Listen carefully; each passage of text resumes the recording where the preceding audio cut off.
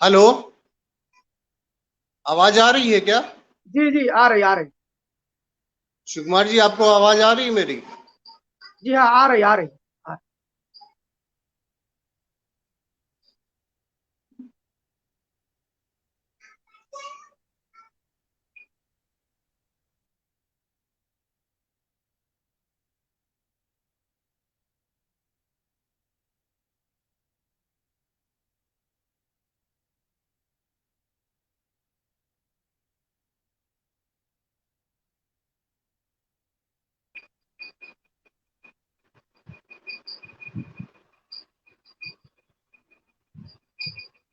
जी आवाज आ राजू रही जी, है क्या?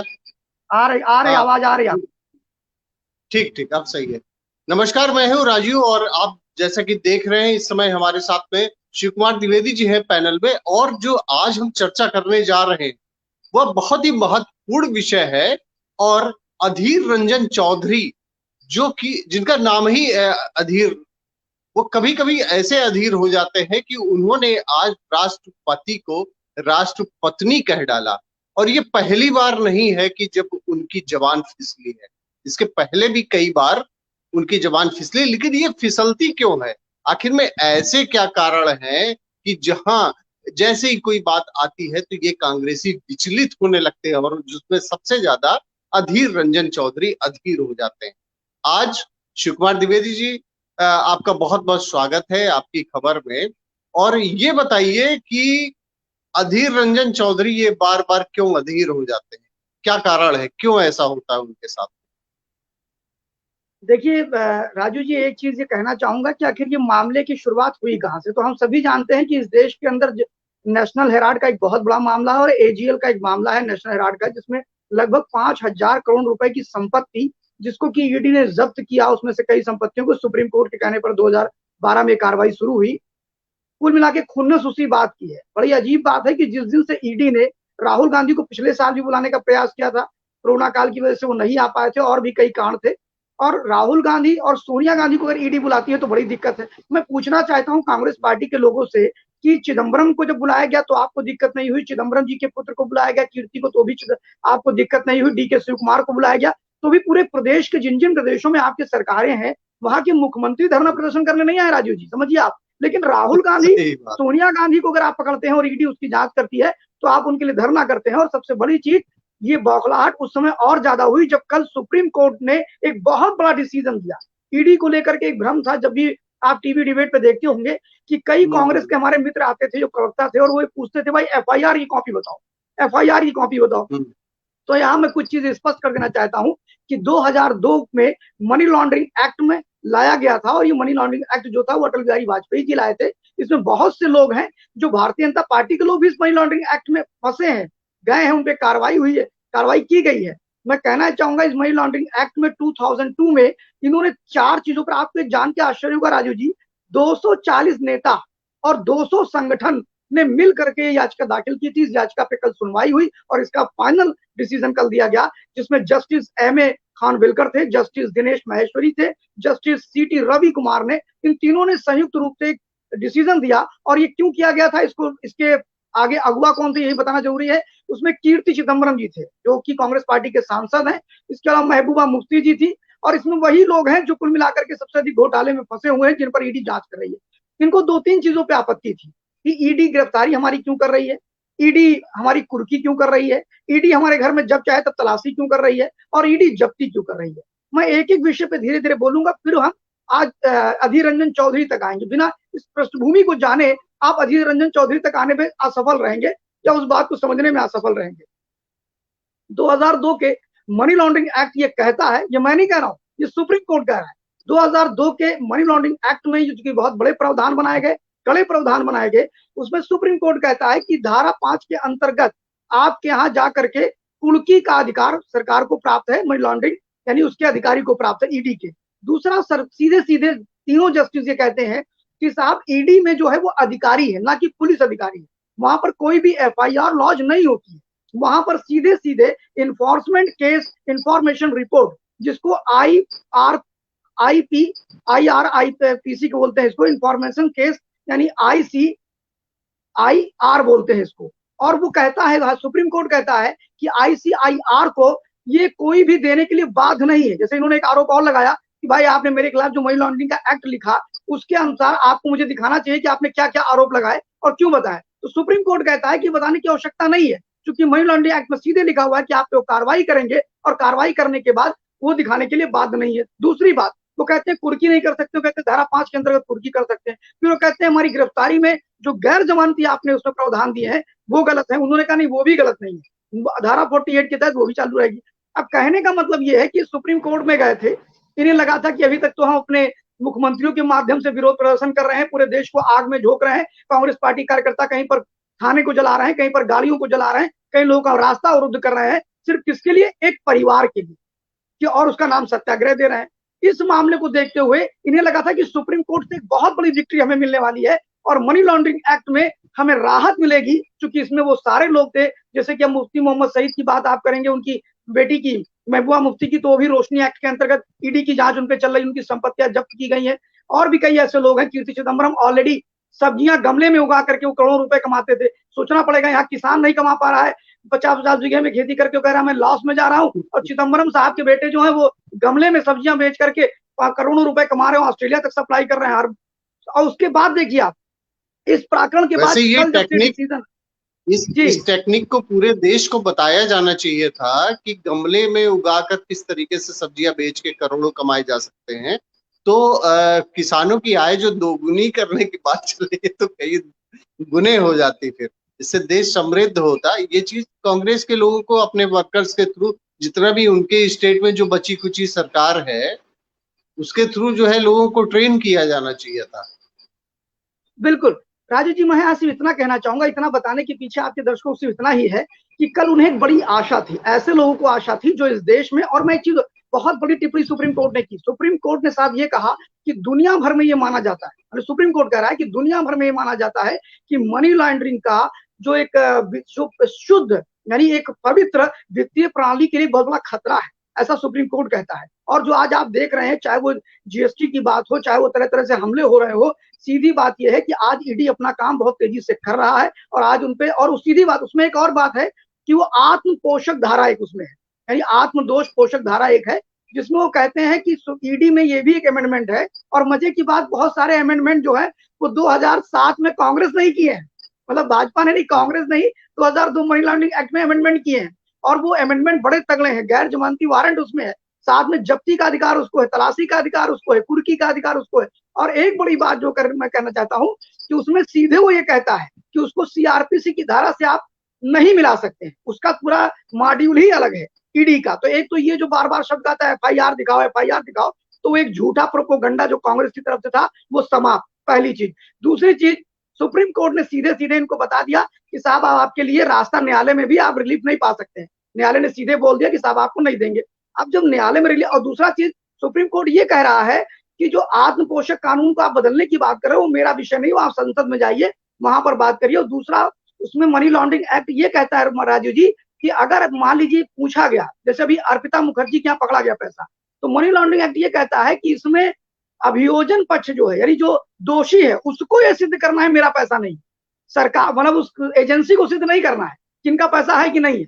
एजेंसी तो कहेगी इनका पैसा है, ये आप सिद्ध करिए कि पैसा नहीं है, आप कमाते इतना है तो बताइए कैसे आया, सोर्सेज आपको बताने हैं, तो उसमें भी एजेंसी पे आप आरोप। अब बात ये आती है कि नेशनल हेराल्ड कोई छोटा मोटा केस नहीं था राजू जी, और ये नेशनल हेराल्ड केस में, जिसमें लखनऊ में इसकी अनेक संपत्तियां हैं, चेन्नई में है, बेंगलुरु में है, दिल्ली में है, हरियाणा में है, चंडीगढ़ में है, और ये बड़े प्राइम प्लेस पे है, जिसमें पहली बार ऐसा हुआ है कि कोई पार्टी अपनी ही पार्टी में घोटाला करती है, कोई पार्टी अपनी पार्टी के ही मुखपत्र को 2008 तक चला नहीं पाती है, उसके बाद में उसमें पैसा ट्रांसफर करती है। और इसका नतीजा ये आया कि जब परिवार पर आंच आई तो मुख्यमंत्री दिल्ली पहुंच गए, परिवार पर जब आंच आई तो अब आपने देखा होगा कि जब से सोनिया गांधी, राहुल गांधी आए हैं, और ये पहले भी परंपरा रही है, इंदिरा इज इंडिया और इंडिया इज इंदिरा, ऐसा देवकांत बरुआ बोला करते थे, भारतीय राष्ट्रीय कांग्रेस के अध्यक्ष जो हुआ करते थे, वो इंदिरा जी के लिए ऐसी चापलूसी क्या करते थे। तो चापलूसी का क्रम समाप्त नहीं हुआ, उसमें एक बहुत बड़ा नाम है चापलूसों में, तो आपने बहुत बड़े लोग देखे हैं कि जिन्होंने राज्यपाल होकर के चप्पल और जूते उठाए थे राहुल गांधी के, मैं उनका नाम नहीं लूंगा, ठीक है, क्योंकि वो ऐसे बड़े पदों पर थे, तो मैं उनका नाम यहाँ लेना उचित नहीं समझता हूँ। लेकिन उसके बाद एक अधीर रंजन चौधरी हैं, जिनको जब से सोनिया जी ने बनाया है, राम जाने वो नक्षत्र क्या थे, वो ग्रह क्या थे, कि जिस समय उन्होंने उनकी घोषणा करी। और ये जहां सोनिया जी बोल रही बैठी सदन के अंदर रामा देवी जी से, वो अभी आगे बताता हूं आपको। जैसे अधीर रंजन चौधरी को जो नेता प्रतिपक्ष बनाया, उनके साथ विवाद जुड़ता ही चला गया। और वो विवाद यूं ही नहीं है, अकारण नहीं है, वो अपने नेता के प्रति स्वामी भक्ति का एक जीता जागता उदाहरण है। और मजे की बात यह कुतर्क का उदाहरण है। ये वही अधीर रंजन चौधरी है जो सदन के अंदर 370 पर जब बहस चल रही थी, तो ये कह रहे थे इस मामले को यूएनओ लेकर जाओ। एक तरफ भारत की संसद कहती है कि the Kashmir is the integral part of India, Bharat का अभिन्न अंग है कश्मीर, और संपूर्ण कश्मीर हमारा अंग है। और वहीं पर ये चौधरी साहब जो अपने हैं अधीर रंजन चौधरी, ये उस समय बयान दे रहे थे। ध्यान होगा आपको कि ठीक उसके उल्टा बयान मनीष तिवारी ने उस समय दिया था कि नहीं, मैं अधीर रंजन चौधरी से सहमत नहीं हूं। सदन के अंदर ही बोले हाँ, इस पर बहस होनी चाहिए, बात होनी चाहिए। तो एक पहला 370 पर अधीर रंजन चौधरी ने पाकिस्तान के इमरान खान जैसी भाषा का प्रयोग किया, वहां के बासित अब्दुल बासित जैसा प्रयोग किया, और जो एक एंटी नेशनल एक्टिविटीज होती है उस तरह का बयान उन्होंने संसद के अंदर दिया। ये किसके बहकावे में दिया? मैं कहता हूं मोदी का विरोध करते करते आप देश का विरोध कर बैठोगे। और 370 का बहस चल रही थी, तो यही अधीर रंजन चौधरी बोल रहे थे। यही अधीर रंजन चौधरी अभी जो पिछला बंगाल का चुनाव खत्म हुआ, उसमें बशीर घाट पे एक सभा कर रहे थे और कह रहे थे हाँ मैं पाकिस्तानी हूं, इस प्रकार के शब्दों का प्रयोग कर रहे थे। यही अधीर रंजन चौधरी हैं जिन्होंने कुछ दिन पहले अमित शाह जी और माननीय प्रधानमंत्री, माननीय गृह मंत्री को घुसपैठिया कहा था एनआरसी के मुद्दे पर, सीए के मुद्दे पे सदन के अंदर। सबसे बड़ी चीज ये है राजू जी कि इस प्रकार के जो गलत शब्दों का प्रयोग होता है वो आप बाहर आकर के करते हैं, और पहले तो करने ही नहीं चाहिए, किसी कीमत पे नहीं करनी चाहिए। लेकिन अधीर रंजन चौधरी ने ऑन द रिकॉर्ड ऐसे शब्दों का प्रयोग किया है और सदन के अंदर बोला है, संसद की मर्यादा को भंग किया है, कांग्रेस पार्टी के सिद्धांतों को तार तार किया है, और सोनिया गांधी के पेट चेले बन करके, सोनिया गांधी के अगर मैं कहूं कि इतने बड़े स्वामी भक्त हो गए कि इन्होंने राष्ट्र से बड़ा सोनिया गांधी को समझ लिया, इन्होंने राष्ट्र से बड़ा राहुल गांधी को समझ लिया, और राष्ट्र से बड़ा अपने नेता को समझ लिया, अपने दल को समझ लिया। ये देश के लिए बहुत बड़ा चिंता का विषय है।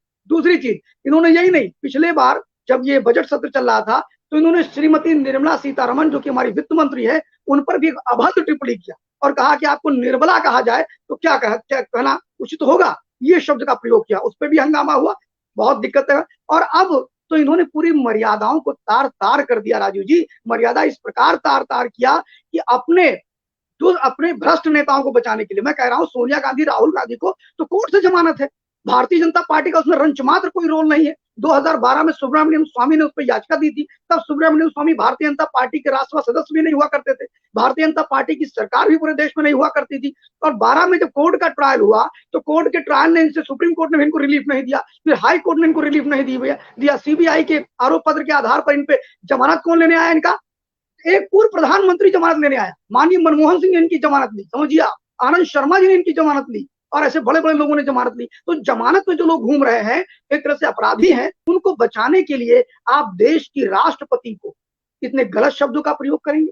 मैं आपके व्यूअर्स को बताना चाहता हूं, उन्हें पता होना चाहिए कि जो लोग महात्मा गांधी के नाम पर डंका पीटते रहते हैं, जो आदर्श राजनीति का डंका पीटते हैं, उन्होंने राजनीति को कितने निचले स्तर पर लाके खड़ा कर दिया है। ये कोई पहली बार नहीं है कि देश के सर्वोच्च पद पर बैठे हुए व्यक्ति का अपमान करना। ये कांग्रेस पार्टी की नीयत बन गई थी। आपको ध्यान होगा राजू जी कि संदीप दीक्षित का नाम सुना होगा आपने, जो शीला दीक्षित के पुत्र होते थे और इनकी पार्टी के सांसद हुआ करते थे 2014 से पहले। उन्होंने हमारे देश के जो बाद में सीडीएस हुए बिपिन चंद्र जी रावत जी, स्वर्गीय बिपिन चंद्र रावत जी, और उससे पहले वो सेना के अध्यक्ष थे, उनको गली का गुंडा कहा था। ये इन्होंने ही कहा था। ईडी और इन सबको ईडी पे लेकर भद्दी टिप्पणी करना, देश के सर्वोच्च न्यायालय पर भद्दी टिप्पणी करना, आपके नेता राहुल गांधी और सोनिया गांधी जो करप्शन करते हैं 5,000 करोड़ रुपए का, और सीना चौड़ा करके घूमते, अगर उनको लेकर के अगर कोई डिसीजन देता है तो कोर्ट क्या अवमानना करते हैं आप? आपको ध्यान होगा राजू जी, ये वही लोग हैं जो संस्थाओं को बार बार, और सबसे बड़ी चीज, ये वही लोग तो थे ना जो सेना कह रही है यहाँ हमने सर्जिकल स्ट्राइक किया है, और ये पूरे दुनिया में बता रहे थे सर्जिकल स्ट्राइक फर्जी है। फर्जी बताने का काम कौन कर रहा था? ये कांग्रेस के लोग कर रहे थे। तो अधीर रंजन चौधरी जी ने हमारी राष्ट्रपति जी को, जिनको कि राष्ट्र पत्नी जैसे शब्दों को निवाज करके इन्होंने अपमान करने का काम किया, इस देश की एक प्रथम आदिवासी राष्ट्रपति का अपमान करने का काम किया। और राष्ट्रपति इस देश का प्रथम नागरिक है, इस संपूर्ण 140 करोड़ जनता का नेतृत्व करती है हमारी राष्ट्रपति, और उनके साथ इतना घिनौना व्यवहार करना, और उसके बाद में सीना चौड़ा करके आज जिस प्रकार सदन के अंदर हुआ है, वो आपके व्यूअर्स को बताना चाहूंगा, आपके दर्शकों को बताना चाहूंगा कि आज सदन के अंदर जब तीखी नोकझोंक शुरू हुई और श्रीमती स्मृति ईरानी जी ने जो इसका विरोध करना शुरू किया भारतीय जनता पार्टी के मंत्री ने, तो आपको शायद पता होगा कि जब इन्होंने हंगामा करना शुरू किया, सदन को स्थगन किया गया, और स्थगन करने के बाद मतलब आप सोच नहीं सकते हैं कि ये राहुल गांधी जी तो एक बार चपकने चले गए थे मोदी जी से, आपने देखा था कि वो गले वले लगने चले गए थे, और आज तो उनकी माँ श्रीमती सोनिया गांधी जिनको मैं प्रणाम करता हूं, मैं उस प्रकार का भाव नहीं रखता, उन्होंने इतनी बड़ी गलती की और उन्होंने इस प्रकार धमकाने की मुद्रा में जाकर के रामा देवी, जो कि भारतीय जनता पार्टी की बहुत वरिष्ठ सांसद है, काफी बुजुर्ग हैं, उन्हें ऐसे उंगली दिखा दिखा करके धमकी दी जा रही थी कि आखिर अधीर रंजन ने बयान दिया तो सोनिया गांधी को क्यों लाया गया। मैं पूछता हूं, ऐसे बहुत से प्रकरण होते हैं, आपने अजय मिश्रा टेनी का प्रकरण सुना होगा, जो कि गृह मंत्री, राज्य गृह मंत्री है, उनके बेटे ने अगर कोई अपराध किया तो आप कहते थे प्रधानमंत्री माफी मांगे, उनके बेटे ने अपराध किया आप कहते थे कि जेल में अजय मिश्रा टेनी को जाना चाहिए था। मैं पूछता हूं, आज अगर सोनिया गांधी जो कि अपराधी है, जो जमानत पर आई है, उसका बेटा राहुल गांधी जमानत पर घूम रहा है, अगर उसको लेकर के बयान दिया गया, अधीर रंजन चौधरी ने उन्हीं को बचाने के लिए बयान दिया ना, अधीर रंजन चौधरी ने सोनिया गांधी और राहुल गांधी के बचाने के लिए राष्ट्रपति के लिए मार्च करने जा रहे थे, तब उन्होंने राष्ट्रपति जी पे अभद्र टिप्पणी की, राष्ट्रपति जी पे। तो मैं कहना चाहता हूं कि उस पर एक करेक्शन करना चाहूंगा कि अभी अपराधी कहना, जब तक कि दोष सिद्ध ना हो जाए, अपराधी कहना उचित नहीं रहा होगा।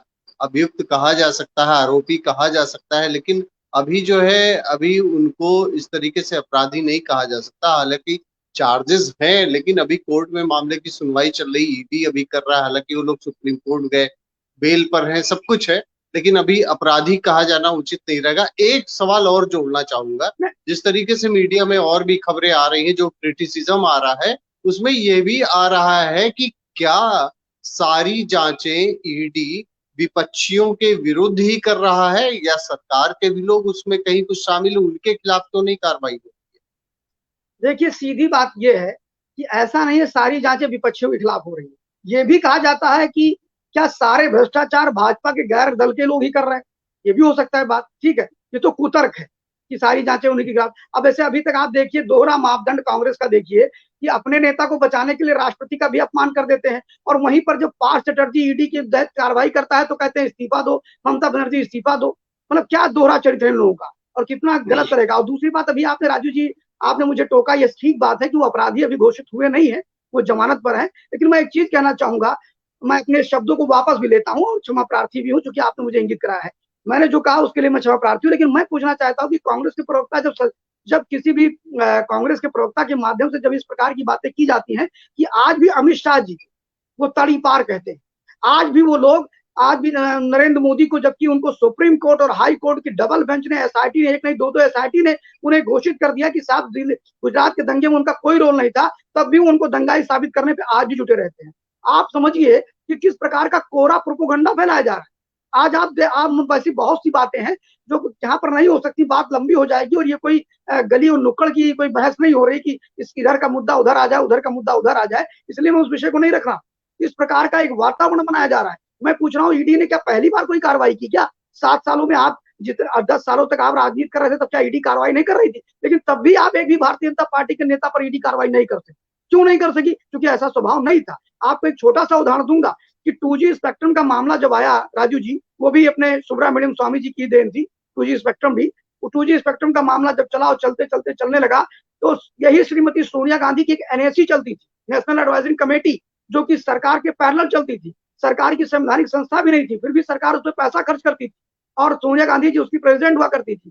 और इन्होंने कहा कि 91 से लेकर के 2002 तक, 2004 तक का चेक करो कि जो अलॉटमेंट हुए थे, क्या नाम है, 2G स्पेक्ट्रम के, उसमें कहा क्या क्या घपला था। आपको मतलब ये मैं बड़े गर्व के साथ कहना चाहूंगा, और आपको भी जानकर आश्चर्य होगा कि एक एक फाइल को चेक किया गया, एक एक पन्ने को चेक किया गया, लेकिन स्वर्गीय श्री प्रमोद महाजन पर एक दाग नहीं लगा पाए ये लोग, और वह भी बदले की भावना से काम कर रहे थे। इट मीन्स कि भारतीय जनता पार्टी के लोग भी पकड़े नहीं जा रहे हैं। तो उसका कारण ये है कि सारे के सारे भ्रष्टाचारी एक विशेष दल में बैठे हुए हैं और अन्य दलों में हैं। और ऐसा नहीं मैं कहता हूं कि भारतीय जनता पार्टी के लोग स्वच्छ हैं, सुंदर हैं, उनसे अच्छा कोई हो ही नहीं सकता है, बहुत भाई गड़बड़ी है, तो मनुष्य है, मनुष्य तो स्खलित है। भारतीय जनता पार्टी में भी करप्शन हो रहा होगा, लोग कर रहे होंगे, और आप भी जाइए, किसने मना किया है? ईडी के पास जाइए, सुप्रीम कोर्ट जाइए। और मजे की बात कि बार बार एक मैं डिबेट में मैं कहना चाहूंगा कि अक्सर कांग्रेस पार्टी के लोग कहते हैं साहब बिना एफआईआर, बिना एफआईआर, तो कई लोग उनसे कहते थे कि आप जाइए कोर्ट चले जाइए, तो कोर्ट में ऑलरेडी वो थे, राजू जी, और कोर्ट ने कल ये फैसला दे दिया। 240 नेता थे और 200 संगठन थे, और कोर्ट ने कल ये फैसला दे दिया कि ईडी को एफआईआर की आवश्यकता नहीं है। सीआरपीसी के तहत उसमें पुलिस अधिकारी नहीं होते, उसमें सिर्फ अधिकारी होते हैं, और अधिकारी को ये पूरी पावर है कि वो काम कर सकते हैं।